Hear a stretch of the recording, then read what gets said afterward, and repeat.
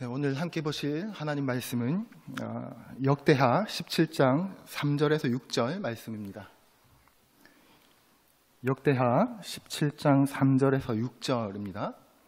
우리 구약 성경 677쪽입니다. 우리 세 구절밖에 안 되니까 우리 한 목소리로 한번 같이 읽도록 하겠습니다. 시작. 여호와께서 여호사밧과 함께 하셨으니 이는 그가 그의 조상 다윗의 처음 길로 행하여 바알들에게 구하지 아니하고 오직 그의 아버지의 하나님께 구하며 그의 계명을 행하고 이스라엘의 행위를 따르지 아니하였음이라. 그러므로 여호와께서 나라를 그의 손에서 견고하게 하심에 유다 무리가 여호사밧에게 예물을 드렸으므로 그가 부귀와 영광을 크게 떨쳤더라. 그가 전심으로 여호와의 길을 걸어 산당들과 아세라 묵성들도 유다에서 제거하였더라. 아멘. 네, 할렐루야. 네, 수요 예배 가운데 나오신 성도님들 환영합니다. 오늘은 역대하 17장입니다. 제목은 여호와의 길을 걷다라는 제목입니다. 여호사밧 이야기입니다. 남유다의 네 번째 왕인 여호사밧에 대해서 우리가 함께 이제 살펴보게 될 것입니다. 이제 앞으로 오늘 본문으로 시작해서 또 여호사밧에 대한 내용을 좀 몇 주간 아마 살펴보게 될 것인데요. 여호사밧의 이름의 뜻은 여호와께서 다스리신다라는 뜻을 가지고 있습니다. 여호와께서 다스리신다라는 이름을 가지고 살았던 이 여호사밧은 정말로 하나님께서 다스리시는 그런 나라가 되기를 간절히 바랬던 것 같습니다. 그래서 노력하는 왕이었습니다. 그래서 하나님께서 선하다라고 인정하시는 왕이 거의 없는데 이 노력한 이 여호사밧에게는 하나님께서 선한 왕이다라고 인정해 주시는 인정받은 왕 중에 한 명이다라고 할 수 있습니다. 그래서 17장 20절까지 아마 4장에 가까운 장에 할애되어서 여호사밧이라는 인물을 기록하고 있는 것을 보게 될 것입니다.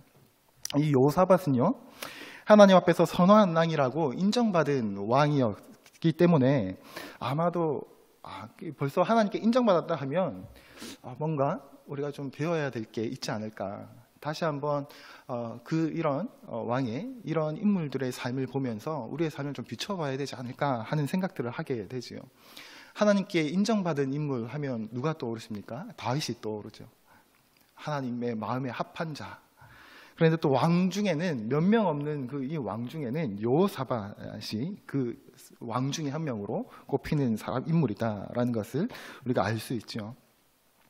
우리가 여호사밧이라는 인물을 통해서 기억해야 할 것은 그는 인정받은 동시에 또한 연약함도 여전히 존재했던 인물이다라는 것도 우리 마음 한켠에 항상 기억해야 할 겁니다.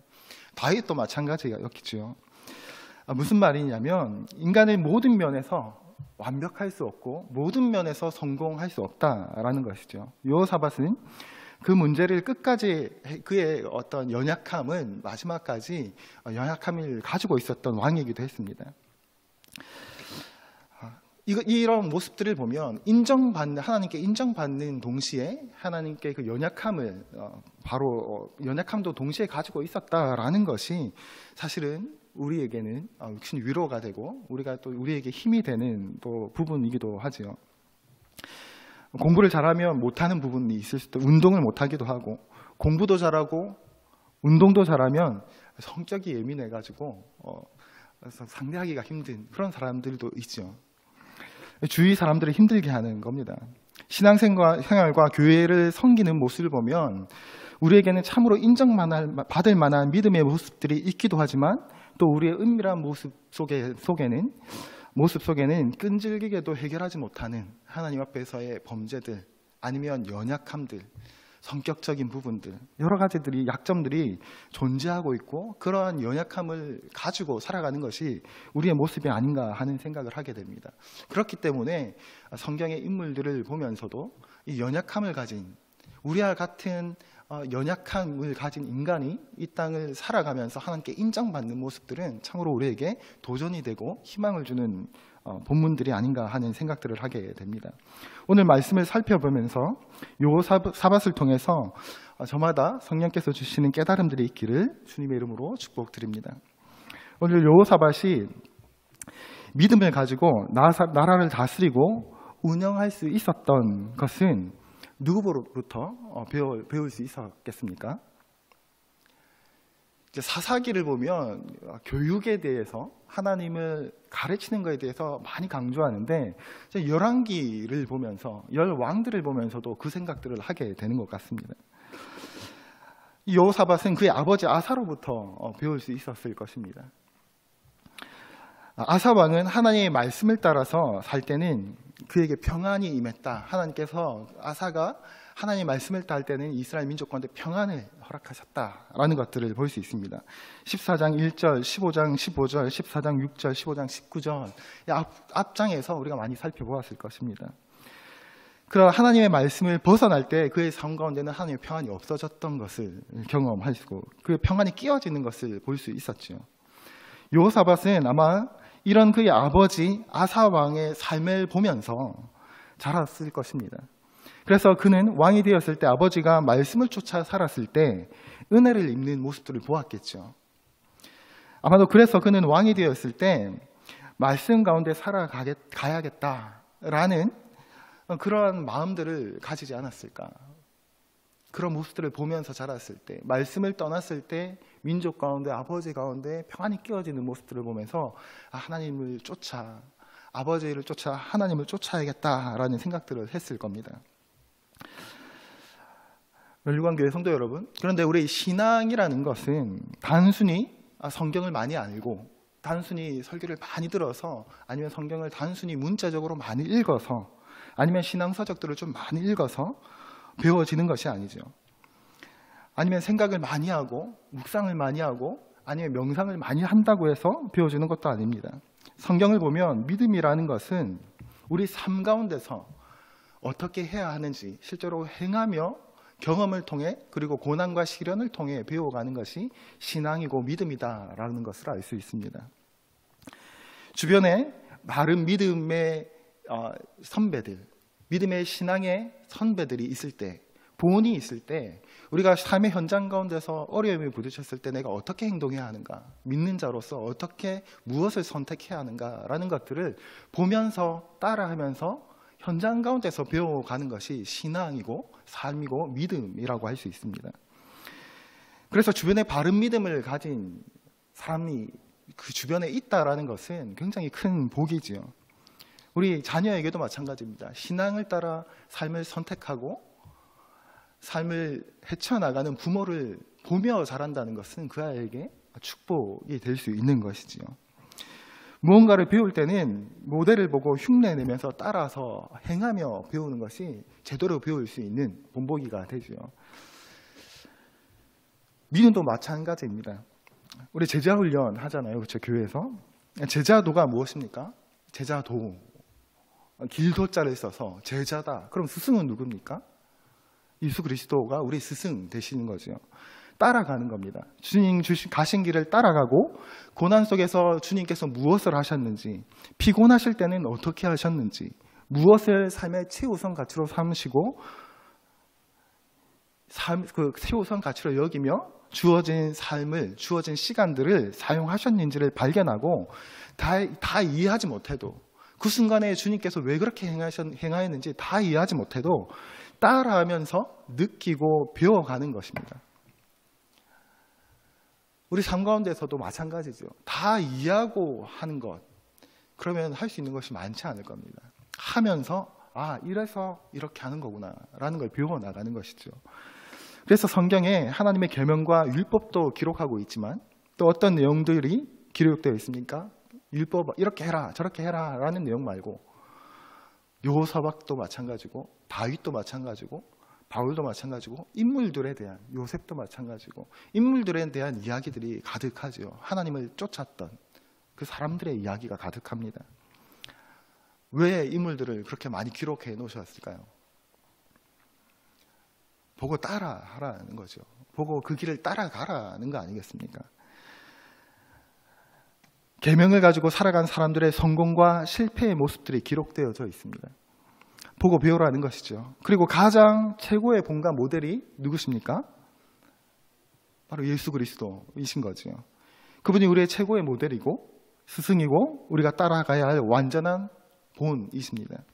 요사밧이 그의 아버지로부터 배워서 선한 왕이라고 인정받을 수 있는 길을 걸었던 것 같이 우리도 성경의 인물들을 보면서 그리고 오늘 특별히 선한 왕이다라고 인정받는 이 요사밧을 보면서 우리 또한 잘 배울 수 있기를 소망합니다. 17장 초반부를 보면 앞으로 계속해서 보면 요사밧의 삶을 살펴보게 되겠지만 오늘 본문을 보면요, 그의 일생에 대한 하나님의 평가가 기록되어져 있습니다. 그런데 이 성경에서 그의 삶을 무엇에 비유하면서 평가하고 있습니까? 아버지 아사왕은 하나님을 찾고 따랐을 때 평안을 주었더라. 이런 단어를 통해서 아버지 아사왕의 삶을 정리하고 있다면 요사밧의 삶에 대한 평가는요, 길이라는 단어로 평가를 하고 있는 것을 요약 정리하고 있는 것을 볼 수 있습니다. 우리 3절 4절 다시 한번 읽어보겠습니다. 시작. 여호와께서 요사밧과 함께 하셨으니 이는 그가 그의 조상 다윗의 처음 길로 행하여 바알들에게 구하지 아니하고 오직 그의 아버지 하나님께 구하며 그의 계명을 행하고 이스라엘의 행위를 따르지 아니하였음이라. 이렇게 기록합니다. 요사밧의 삶을 삶을 표현하면서 뭐라고 하고 있습니까? 요사밧이 그의 조상 다윗의 처음 길로 행하여, 이렇게 기록합니다. 성경은 다윗이 걸은 처음 길이야말로 하나님께서 기뻐하시는 길이다 라고 말하고 있는 거죠. 하나님께서 함께 하시는 길이다 라고 말하고 있는 겁니다. 그러면 다윗의 처음 길은 무엇을 말하고 있는 것입니까? 우리 다윗에 대해서 너무나 잘 알고 있지 않습니까? 다윗은 형제들 중에서 대접받지 못하는 막내였습니다. 성경도 그의 삶을 말할 때 양을 치는 목동 가운데서 치함을 입었다라고 말합니다. 그의 출신 성분이 그렇게 인정받고 대접받는 그런 사람이 아니었다는 것이죠. 그런데 그런 가운데서 다윗은 부름을 받고 그런 가운데서 기름 부음을 받고 그런 자리에서 이스라엘의 왕으로 세움을 받습니다. 다윗은 이 사실을 잘 알고 있습니다. 그러므로 다윗은 하나님 앞에서 겸손함을 지켰죠. 자신의 위치를 정확하게 인지하고 있었죠. 심지어 사울 왕이 끊임없이 죽이려고 하는 가운데서도 사울을 죽일 절호의 기회가 왔을 때에도 사울이 하나님의 기름 부음을 받은 사람이라는 그 단 하나의 이유 때문에 자기보다 낮게 여기고 그를 존중하고 그를 해하지 않고 살려줍니다. 원인 제공이 사울에게 있지 않습니까? 나는 단지 정당방위입니다 라고 말하면서 대적할 수 있었겠지만 다윗은 그렇게 하지 않습니다. 불합리하고 억울한 상황 속에서도 당위성을 주장하고 자신의 강력한 대적을 향해서 해를 가하는 것이 아니라 참는 것입니다. 무엇 때문에요? 하나님께서 기름 부으신 왕이라는 그 단 하나의 이유 때문에, 한마디로 하나님 때문에 하나님을 생각하며 참았다라는 것입니다. 오늘 새벽에 나누었던 말씀 혹시 기억하십니까?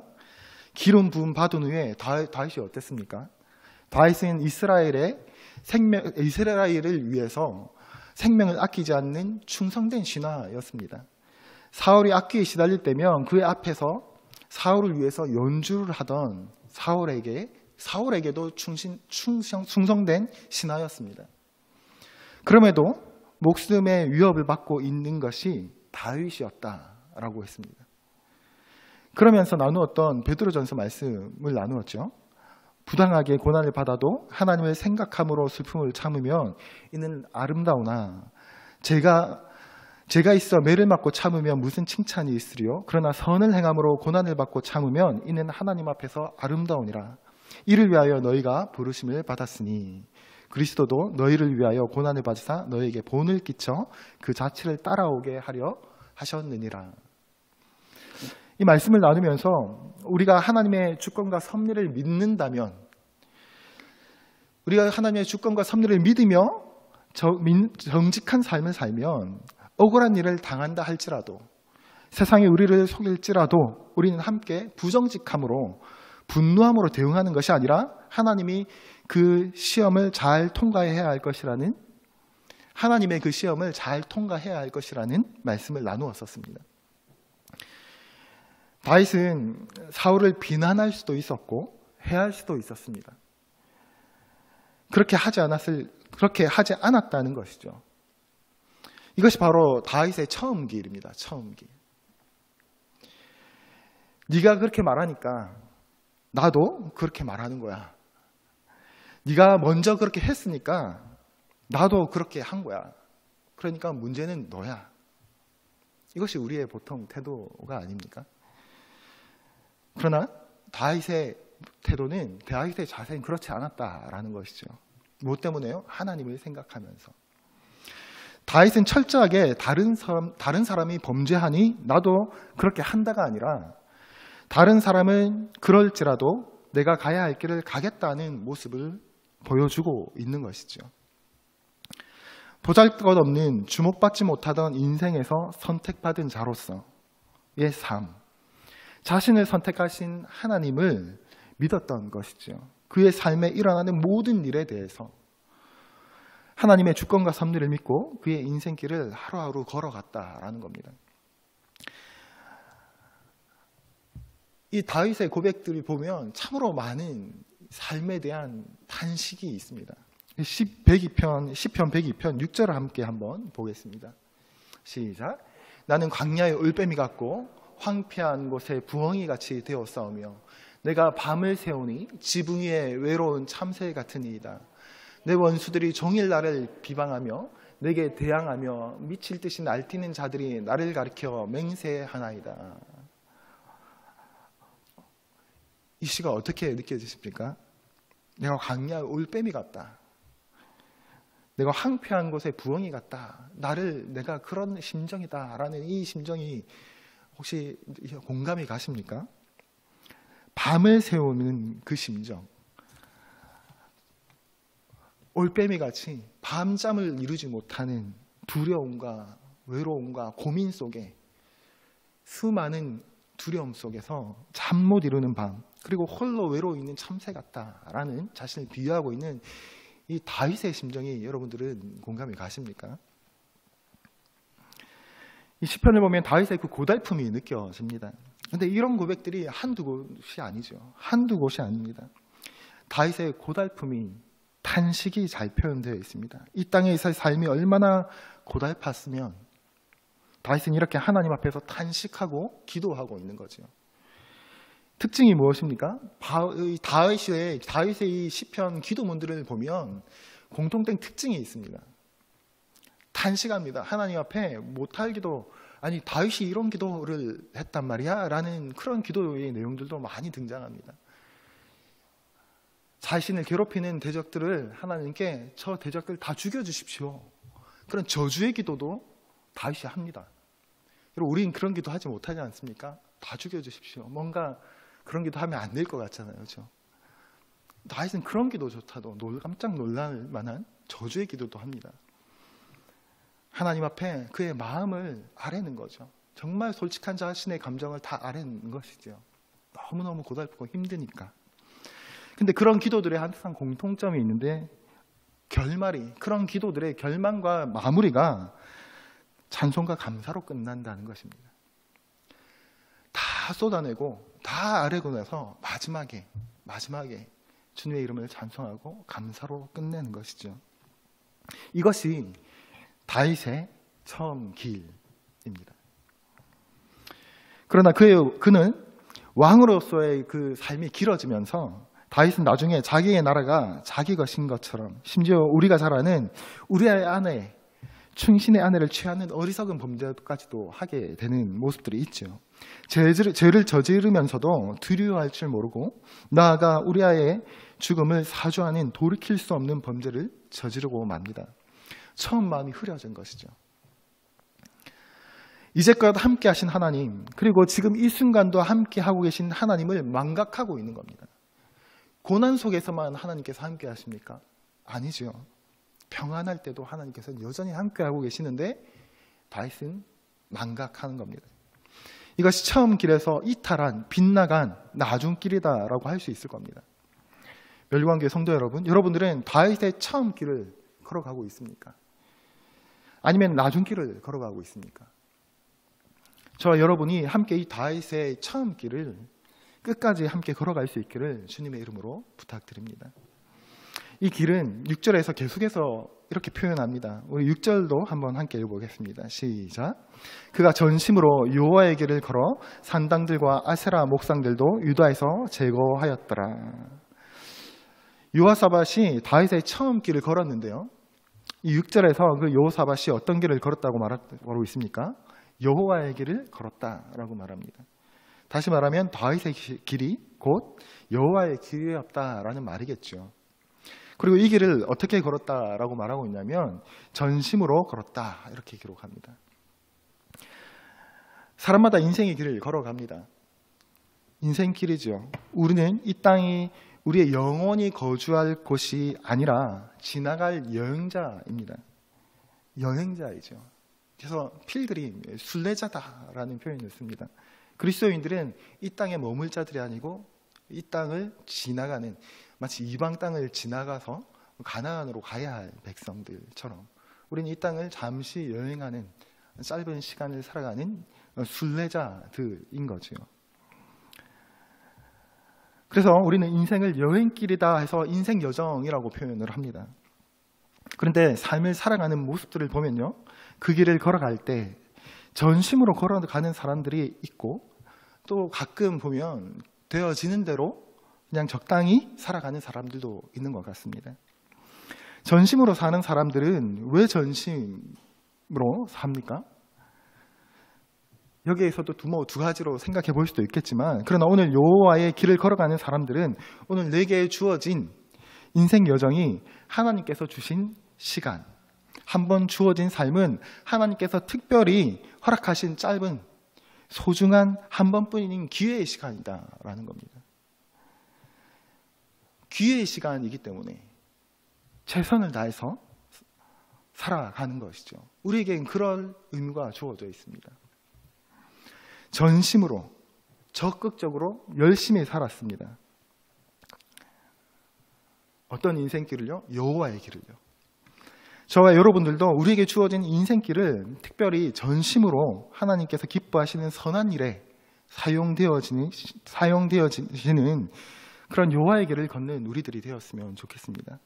그런데 여호와의 길을 걷는다 하면 단순히 이 계명을 잘 지키는 것, 말씀을 잘 안 어기는 것, 아니면 예배를 안 빠지고 잘 나오는 것, 그냥 이런 정도로 생각하는 경우들이 있는 것 같습니다. 그러나 여호와의 길을 걷는다는 것은 하나님 말씀 하나를 잘 지키냐 못 지키냐의 문제가 아니죠. 우리는 그런데 계속해서 행위의 결과를 가지고 우리는 계속해서 생각하는 경향들이 있습니다. 지난주에 저희 청년부 점심 신방을 한번 갔습니다. 아무래도 낮에 점심시간에 이제 1시간이 주어지니까 1시간 신방을 하면 청년들이 목사님 만나는데 좀 덜 부담을 느낄까봐 1시간, 점심시간 1시간만 내어달라고 해서 제가 직장 근처로도 가기도 하고 이제 있는 학교에 찾아가기도 해서 1시간만 잠깐 얘기를 나누는데, 그 짧은 1시간에 항상 그렇죠. 한 주간 어떻게 지냈니? 이렇게 물어보면 대부분 다 그냥 뭐 잘 지냈습니다. 이렇게 대부분 다 대답을 합니다. 별일 없었다는 거죠. 매일매일이 사실 우리는 출근하고 아니면 학교를 가든 사실 일상이 거의 같지 않습니까? 그래서 여러분, 우리 뭐 청년들뿐만 아니라 우리 어른들도 한 주간 어떻게 지내셨습니까? 하면 그냥 다 잘 지내셨대요. 다 잘 지내시는 거죠, 그냥. 그렇죠? 그래서 그렇게 물어보면 이 청년이 한 주간이 어떻게 살았는지 알 수 없을 것 같아서 제가 요즘에 이렇게 물어보고 있습니다. 한 주간을 딱 떠올리면 자기의 감정 상태 하나, 딱 떠오르는 단어 하나만 말해달라고 말을 합니다. 그랬더니 이렇게 말하는 거예요. 지난주 청년부 설교를 듣고 하나님께 우리 인생에 주어진 시간을 특별히, 지난주 청년부 설교 본문이 에베소서의 세월을 아끼라 때가 악하니라, 이 본문이었어요. 그래서 듣고 나서 그런 생각을 했다는 거예요. 대가를 치르고 그 시간을 사서 이제 선한 일에 그 시간을 사용해야 돼 라는 설교를 듣고 좀 더 하나님께 자신의 시간을 좀 더 드려야겠다라는 생각을 했다는 것입니다. 그래서 제자훈련을 받는 것도 아닌데 하루에 30분 정도는 말씀을 묵상하고 기도를 해야겠다, 이렇게 다짐을 했다는 거예요. 그랬는데 이틀을 못했다고 합니다. 이틀을 빠뜨려 먹었다고 하는 거예요. 그래서 이게 그래서 자기가 참 하려고 작정했던 것도 제대로 실천을 못하는 약한 존재구나, 의지 박약이구나 하는 걸 느꼈다는 거예요. 그래서 제가 그 얘기를 쭉 듣고, 그래서 그 일을 생각할 때 느껴지는 너의 감정 상태 하나는 라고 했더니 자책이라는 거예요. 자책. 내가 이렇게 이것도 못하는구나 라는 생각을 하면서 자책감이 들었다는 겁니다. 그 말을 듣고 두 가지 감정이 들었습니다.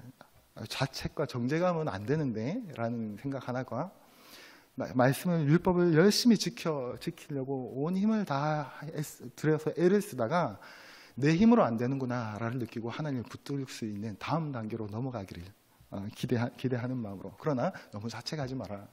우리 다 똑같아. 학설치 불듯이 한두 번 넘어갔다고 해서 계속 거기에 매여있지 마라. 그래서 오늘 하나님을 찾는 것이 중요하다라는 말을 하고 지나갔죠. 이것이 우리의 자연스러운 생각의 흐름인 거죠. 감정의 흐름인 것 같습니다. 그러나 하나님의 관점에서는 더 중요한 것은 말씀 한두 개. 그래서 내가 오늘은 기도를 안 빠뜨렸는가? 그래서 오늘은 큐티를 안 빠뜨렸는가? 아니면 말씀을 내가 오늘은 한두 개 못 지켰는가? 라는 것이 아니라, 경건의 시간이 빠뜨린 것이 중요한 게 아니라 그의 인생 여정 가운데서 과연 여호와의 길을 걷고자 하느냐 아니냐의 문제인 거죠. 그것이 더 중요한 거죠. 큐티를 이틀 못했으니까 이제 두 번을 못했을 때 자책을 느끼기 싫어서 그냥 이제 큐티를 안 할래 라고 한다면 어떻게 되겠습니까? 내가 온 힘을 다해서 하나님의 말씀을 지키려고 애를 써봤는데 살아봤더니 말씀대로 사는 건 사실상 불가능해. 그러니 교회에서 열심히 신앙생활하고 우리에게 주어진 삶의 터전 가운데서는 사실 못 지킬 말씀들이야. 그러니 나는 그냥 적당히 살면 되지 않겠어? 라고 아예 내려놓는다면 어떻게 되겠습니까? 묘지관교회 성도 여러분, 오늘 여호사밧을 보면요, 전심으로 여호와의 길을 걸어간 여호사밧이 무엇을 했는지 성경에선 기록하고 있습니다. 오늘 7절과 9절을 함께 읽어보겠습니다. 다시 한번 시작. 7절부터 읽을게요. 시작. 그가 왕위에 있은 지 3년에 그의 백성들 비할과 오바댜와 스가랴와 느다넬과 미가야를 보내어 유다 여러 성읍에 가서 가르치게 하고. 9절 함께 읽겠습니다. 시작. 그들이 여호와의 율법책을 가지고 유다에서 가르치되 그 모든 유다 성읍들로 두루다니며 백성들을 가르쳤더라. 아멘. 여호사밧은요, 이 레위 사람들과 제사장 엘리사마와 여호람을 보내서 두루다니게 하면서 백성들을 가르치게 하였습니다. 하나님의 율법을, 말씀을 계속해서 가르쳤습니다. 왕이 한 일이 백성들을 가르치는 일이었다는 거죠. 율법을 배우도록, 하나님의 말씀을, 하나님의 뜻과 마음을 배우도록. 왜요? 여호와의 길을 걸어가기 위해서 한 일이 이것이었다는 거예요. 끊임없이 계속해서 이 길을 걸어가기 위하여서. 왜요? 여호와의 길은 우리의 인생 여정 가운데 걸어가기 위해서 꼭 필요한 것이 바로 하나님의 말씀이기 때문에 그렇습니다. 그러나 조금 전에 말한 것처럼 한번 지키지 못했기 때문에 쓰러져서 내려놓는 것이 아니죠. 우리는 다시 한 번 실수한 것이 아니라 한 번 못한 것이 중요한 것이 아니라 끊임없이 하나님 앞에서 행하려고 하는 것. 끊임없이 오늘 하루 큐티했나 못했냐가 아니라 내 인생의 방향이 끊임없이 여호와의 길을 향하여 걸어가고 있는 것인가 하는 것이 중요하기 때문에 그렇죠. 주일학교 때 배웠던 것들 중에 기억에 남는 것이 하나가 있는데요. 성경을 이렇게 표현하는 것을 들은 적이 있습니다. 제가 주일학생 때요. 대단하지 않습니까? 주일학교 때 배웠던 거 아직도 기억하고 있고. 주일학교 때 배웠던 것이 이제 거의 중년의 나이가 되어가는데도 기억이 난다는 것입니다. 뜬금없지만 주일학교의 중요성의 증인이다라고 할 수 있을 것 같습니다. 어떻게 표현하고 있었냐면 성경은 지도라는 거예요. 지도. 혹시 들어보셨나요? 혹시 우리 어르신들은 주일학교 학생들에게 이걸 가르쳐 주신 적 혹시 있는 분이 있을지도 모르겠습니다. 지도라는 거예요. 천국으로 갈 수 있는 지도라고 표현을 하는 거예요. 그렇게 배웠던 기억이 있습니다. 이제 성경을 더 깊이 공부하면서 성경을 단순히 천국 가는 지도다 이렇게 표현하는 것이 완전하고 온전한 표현이다라고 말하기에는 좀 부족함이 있습니다. 그런 생각도 좀 부족함이 있는 표현이기도 하지만 이 여호와의 길을 걷는다라는 것이 무엇인지 알기 위해서는 끊임없이 가르치고 배워야 하기 때문에 무엇을요? 하나님 말씀을 끊임없이 배워야 하기 때문에 그렇게 표현을 했던 것 같아요. 저희 주일학교 선생님께서.